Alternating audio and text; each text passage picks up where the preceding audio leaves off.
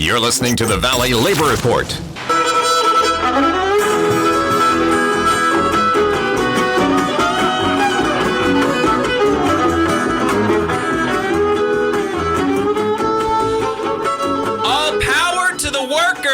This is the Valley Labor Report. My name is Jacob Morrison, here with my co-host Adam Keller. We've got a surprise guest in the studio here to pick up some stuff, David Story, and it is Alabama AFL-CIO Open Line Saturday. The phone number is 1-866-494-9866, and the lines are open for bad boss stories, organizing wins, union questions, anything at all. The phone number is 1-866-494-9866.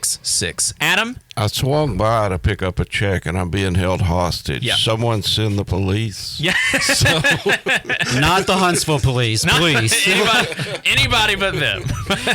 Speaking of which, the ongoing saga to get criminal justice reform and police accountability in Huntsville continues. If you missed our interview, David and I talked with Chad Chavez about a month or so ago. Citizens Coalition for Justice Reform in Huntsville is doing a great job, along with Black Lives Matter Huntsville and other organizations. They're continuing to hold the city council's feet to the fire. There was some discussion at the last meeting about some changes. It was then pulled. So I definitely encourage you to follow your city council meetings. I believe they will have one coming up. If not this Thursday, it should be the next Thursday. A few other events happening that I wanted to share with you guys. Alabama Rise, another friend of the show, they are having a Healthcare for All online meeting on June 29th at 6 p.m. If you're not familiar with them, Arise is a coalition and advocacy group. They do a great job in Montgomery, monitoring the legislature, pushing for relief for poverty, pushing for government transparency, criminal justice reform, voting rights, you name it. All good stuff. And they are a leader in the hashtag Cover Alabama coalition, which is pushing to expand Medicaid.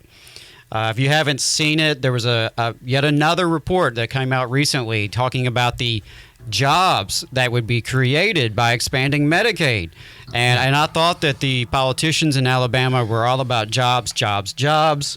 They're happy to bribe multinational corporations and Yankee corporations to come down here and exploit our cheap labor.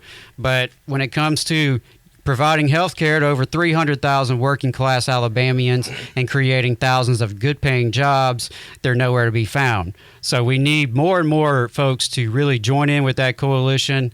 I'd like to see some unions pass resolutions, get their locals involved in supporting the effort. We need the education community to jump on board because, a family that has health care is typically going to be easier to educate their kids when they're not stressed about their parents going to the doctor. A few other events we have coming up. We have the Midsommar Festival happening tonight. That's right. Oh, man. Thank you so much for reminding me that I forgot. I'm going to be there tonight, but I wanted to mention it on the show today. And I'm so glad that you had that written down because I totally slipped my mind. Yeah. Obed Edom is a band that we had on the show not too long ago. They have generously lended their music to our intro, and great guys. They're playing tonight. The festival starts at 5 p.m. It's going to be at Lee Acres right outside of Huntsville. Supposed to go to 10:30, probably later. So if you're interested in a music festival here locally with a lot of local talent, check them out.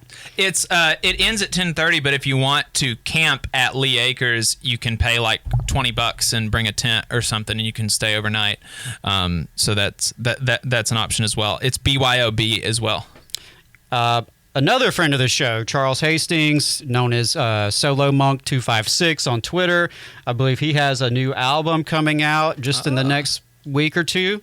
So definitely follow him at Solo Monk 256. He's done some great artwork for our show. Puts out a lot of great music as well. And the newest edition of Labor Notes that I just got in my mailbox yesterday features an article from our very own Jacob Morrison. It was also published in Jacobin magazine. And it's about how conservatives love coal miners until it comes to an actual labor battle, as we see here. Because as you can tell, conservatives in Alabama are not jumping up and down to support those 1,100 sisters and brothers on strike in Brookwood, Alabama. So check out that article if you missed it. And the last thing, I believe, would be the State Board of Education is having its upcoming meeting and work session on July 13th. You got a couple weeks to prepare for that. It's going to be broadcast online. And the only reason I mention that is because we've seen a lot of people like on this station obsessed with what they're calling critical race theory.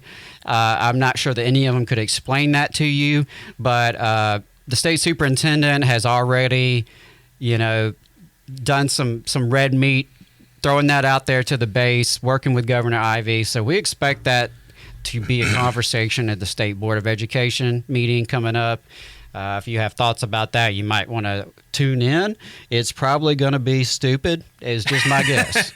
I'm gonna go ahead and I'd bet you $20 that the conversation you hear will be asinine and make you lose brain cells.